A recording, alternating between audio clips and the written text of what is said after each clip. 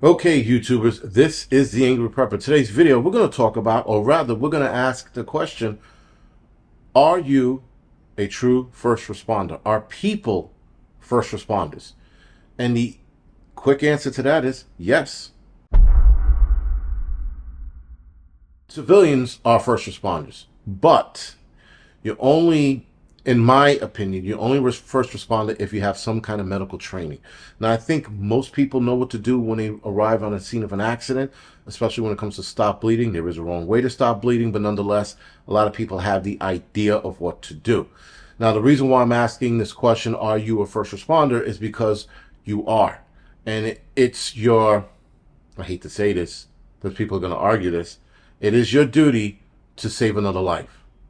I don't care what you believe in. If you believe in God, if you're a Bible thumper, if you're a believer, whatever it is, and if you're a non-believer, if you're an atheist, or it's your duty to save another life. Period. I could sit there and say it's not up for an argument because it really isn't. If you see somebody that's bleeding out, you help them. Are there certain people you might not want to help out? Yeah, that's probably like a fucking small category of people like pedophiles and shit. And even then, you have to know for sure he's a pedophile to not help him out.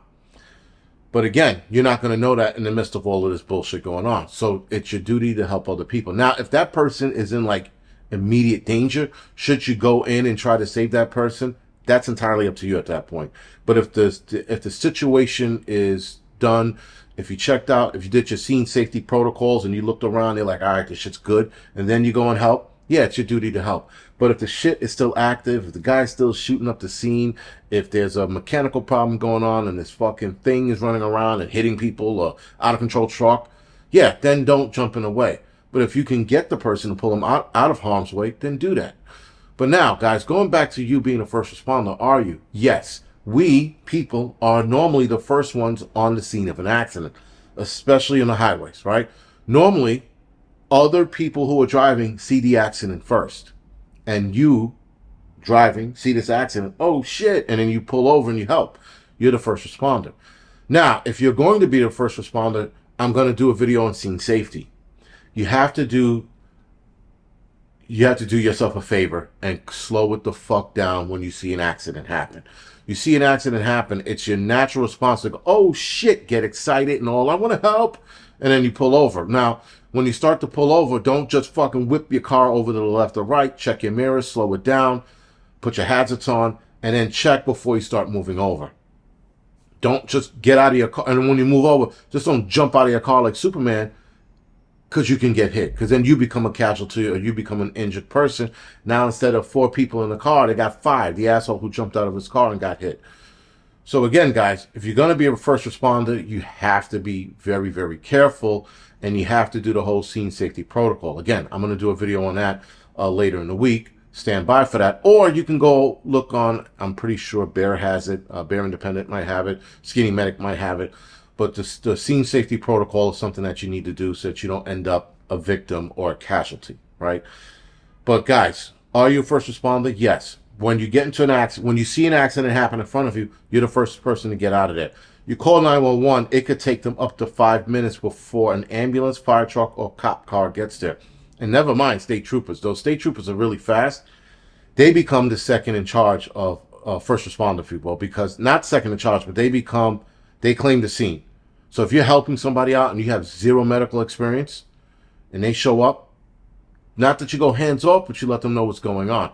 Now, if you're a nurse, a doctor, an EMT, medic, you still assume control of that scene, because cops are not, unless they're on the side, they're normally not EMTs, doctors, nurses, and all that.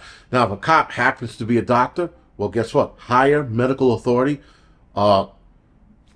assumes control of the scene, right? So just keep that in mind. Now, if you're an EMT and a nurse shows up, bang, she got it.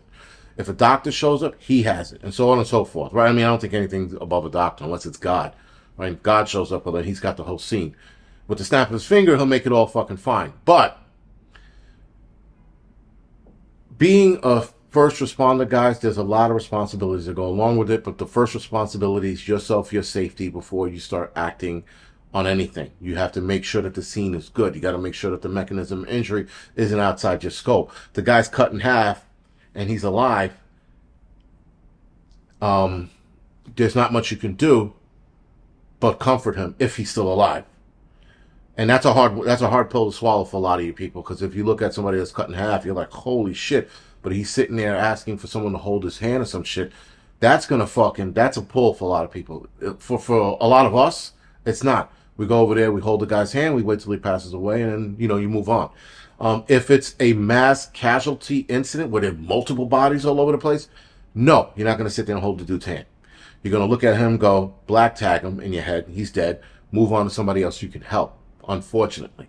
Now, that's a triage system. Again, that's probably another video that I'm going to go down and do for another day. Again, this medical series I'm picking up again. I'm doing little bits and pieces of it. But if you're going to be a first responder, guys, you have to be responsible. That's the first and foremost. You got to be responsible for yourself and responsible for the people you're helping. Don't take a wet nap and try to wipe the blood off the person's face.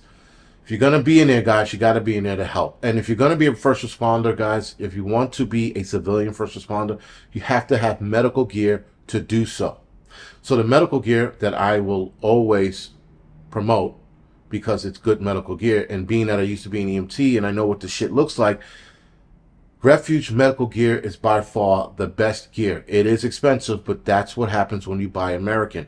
We are going to support American companies only. Now, yes, I will do from time to time shit made in China, because like the solar generators, they seem to be the best being made in China, because it's just cheaper to make them there.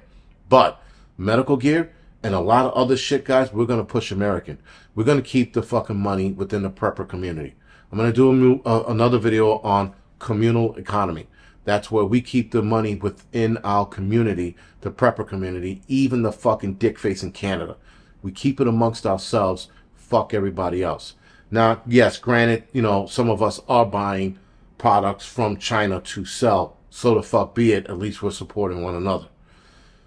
Support American, guys. I know that if you can't fucking afford it, save up for it. Simple, man. It really is. Good medical gear, guys, are going to be expensive. Cheap medical gear is going to be cheap. You don't want cheap when you're trying to save somebody's life. Medical gear is an investment, sort of like fitness gear. A weighted backpack, a kettlebell, a dumbbell, a barbell, sorry. That's an investment in your health. Medical gear is an investment in somebody else's life or yours, or your family's. This is what it is, guys. These are investments. Right? Anyway, guys, this is the Angry Prepper. Thank you for watching.